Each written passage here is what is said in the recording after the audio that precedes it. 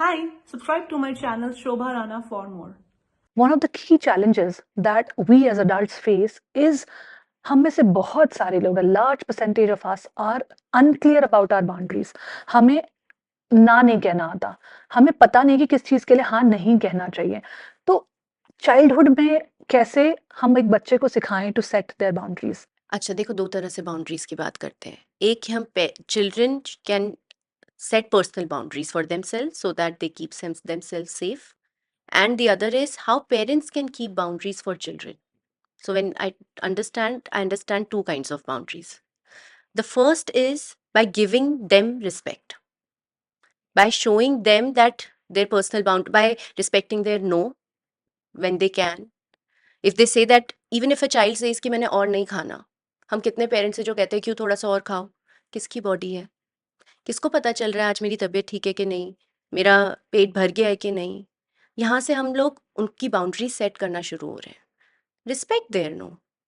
अगर वो कहते हैं कि आजकल कितनी बात होती है कि बड़े लोग बच्चों को हक करते हैं, सब कुछ करते हैं, अगर बच्चा मना करते हैं तो उनकी बात सुनो, है ना. This is for them to let them know कि अब्यूज क्या होता है and you can say no. ये सब इंपॉर्टेंट है to help children understand that you can say no. People pleaser नहीं बनाना है ना हमने बच्चों को. तो मम्मा जब हम लोग कहीं जाते हैं बोलते हैं कि इनको हाई करो, हाई क्यों नहीं कर रहे हो, देखो अंकल को बुरा लग रहा है, आप हाई भी नहीं कर रहे हो. हम अंकल को रिस्पेक्ट दे रहे हैं, हम बच्चे को रिस्पेक्ट दे रहे हैं. क्या हम उसको बोल सकते हैं कि क्योंकि 4 साल का ही बच्चा है ना, 6 साल का ही बच्चा है ना. बच्चे तो बच्चों की, is there a difference between an adult and a child. We understand that there is a difference. But जब हम 4 साल के बच्चे को बोलते हैं अंकल को हाई करो और वो नहीं करता है तो हम उसको जज करने लग जाते हैं. हम उसकी डेवलपमेंटल स्टेज को रिस्पेक्ट करें. 4 साल का बच्चा है, हो सकता है कि 40 साल पे तो नहीं करेगा ना ऐसा, तब तो हाई बोलेगा ना. उसको टाइम दो, उसको स्पेस दो, बच्चे अपनी बाउंड्रीज समझेंगे. ठीक है बेटा, आप हाई बोल देना, अभी जब आपका मन करेगा ना तब बोल देना. जब आप ऐसे बोलते हो तो कभी कभी बच्चे जल्दी हाई बोलते हैं, बिकॉज दे डोंट फील. जैसे आप पुश करते हो उनको भी एंग्जाइटी होती है. सोशल एंग्जाइटी भी एक स्टेज है. Let them get across it. So that's how we can help them understand boundaries by respecting their boundaries. So what you've spoken about is a child setting their own boundaries, कि उनको क्या पसंद आ रहा है क्या नहीं आ रहा है. The another way that you were talking about is parents setting boundaries for their kids. Now I'm getting to understand the topic of discipline in depth, क्योंकि ये बहुत चैलेंज आता है पेरेंट्स को कि बच्चों को हम डिसिप्लिन कैसे करें. अगर हम उनको चीज़ें मना कर देते हैं, स्ट्रिक्ट हो जाते हैं, तो वो हर्ट हो जाते हैं, उनके इमोशंस, वो भी सही नहीं है. अगर हम उनको सब चीज़ें दिला दें, which is the parenting style these days I see has been it's been practised in modern homes, urban homes में, जहाँ दोनों पेरेंट्स कमा रहे हैं, अच्छी सैलरी है, अफोर्डेबिलिटी बढ़ गई है, एक्सेसिबिलिटी बढ़ गई है, टाइम कम हो गया है. तो दे फील कि हम तो जी इनको सब कुछ अलाउ करते हैं, इसको जो हॉबी क्लास है, 10-10 हॉबी क्लास बच्चा जा रहा है, उसको जो पसंद है वो एक्सप्लोर कर रहा है, जो उसको गेम्स, टीवी जो करना है, every exposure they have. Travel कर रहा है बच्चा, छोटे-छोटे 1.5-2 महीने के बच्चे पूरा वर्ल्ड ट्रैवल करके आ गए. मतलब those are also the possibilities in the times that we are living today, right? So how do you discipline your child in this environment? Disciplining or creating boundaries for children is a very very important part of parenting.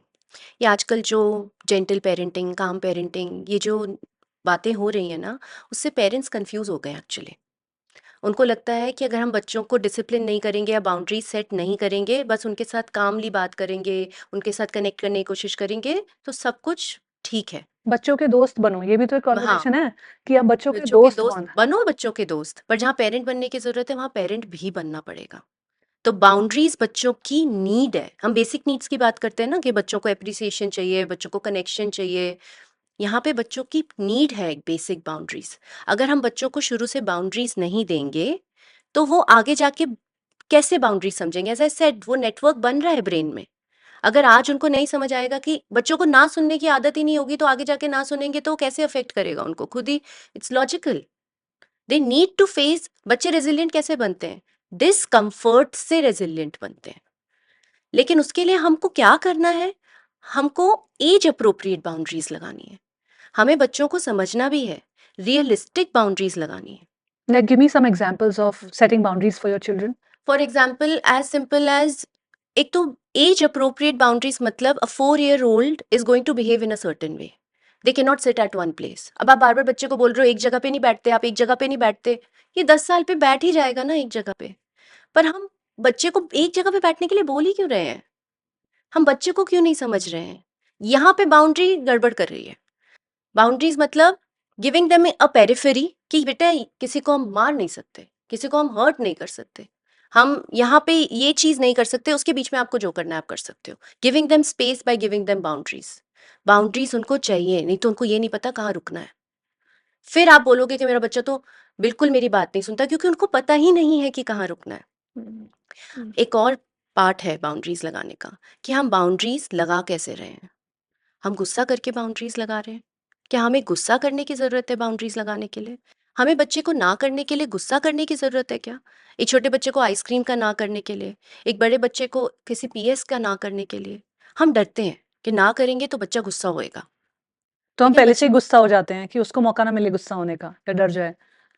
हमको लगता है ना करने के लिए गुस्सा होना जरूरी है, क्योंकि बच्चे का रिएक्शन आएगा या बच्चे का रिएक्शन आ रहा है. हमें ना करते हुए काम रहना सीखना है कि बेटा नहीं हो सकता. अब जब हम किसी को ना करेंगे तो उसको बुरा लगेगा कि नहीं लगेगा? आपको कोई ना करता है तो आपको बुरा लगता है कि नहीं? तो बच्चे को बुरा तो लगेगा. आप एक 3 साल के बच्चे को बोलेंगे आइसक्रीम नहीं मिल सकती बेटा, अभी उसने अभी फ्रीजर में देखी है, तो वो तो लेट जाएगा जमीन पे कि मुझे चाहिए चाहिए चाहिए. अब यहाँ पे हम उसके इमोशन से डर जाएंगे और बोलेंगे आइसक्रीम ले लो, तो बच्चे को लगेगा यही तरीका है चीजें लेने का. हम बोलते हैं बच्चे हमें मैनिपुलेट कर रहे हैं. बच्चे मैनिपुलेट नहीं कर रहे हैं, बच्चे हमें समझ रहे हैं. बच्चे समझ रहे हैं कि क्या चीज़ वर्क करती है. मेरा ऐसे ज़मीन पे लेट के रोना वर्क करता है. मेरा इस तरह से ज़िद करना वर्क करता है. बड़े बच्चों के पेरेंट्स हैं, वो कहेंगे कि इतना आर्ग्यू करता है, इतना आर्ग्यू करता है, फिर देना ही पड़ता है. वो भी समझ रहे हैं, उन्होंने भी इतने सालों में समझा आर्ग्यू करने से मिलता है. It's not that they are manipulating, they are understanding us. You stick to your boundary. You say नहीं मिल सकता. टैंट्रम्स को हैंडल करो. टैंट्रम हैंडल हो सकते हैं. टैंट्रम्स कुछ भी नहीं है, इमोशन से निकल जाएंगे बच्चों की बॉडी से. यू बी काम.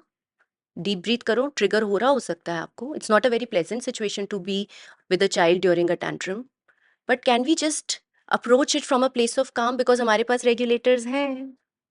हमें फिल्टर कर, हमारे पास वो फिल्टर है. हमको भी गुस्सा आ रहा है, हम भी चिल्ला रहे हैं. बच्चे को गुस्सा आ रहा है, वो भी रो रहा है. अब यहाँ बच्चे और बड़े में कोई फर्क ही नहीं है. Now both are children, both are not using their prefrontal cortex. So handle it. Be calm. Let the emotion pass. Connect with the emotion. मुझे पता है आपको बुरा लग रहा है. अच्छा आइसक्रीम नहीं मिल रही इसलिए, ओहो, निकलने दो. इमोशन निकल जाते हैं. फिर बच्चे को पता चलेगा कि ना भी सुननी पड़ती है. शायद अगला टैंट्रम कम होगा, क्योंकि उनको पता है ये वर्क नहीं करता. ज्यादातर पेरेंट्स बच्चों के टैंट्रम से डर जाते हैं, आई मतलब थिंक उनके इमोशन से डर जाते हैं. वो अपने भी इमोशन से डर जाते हैं.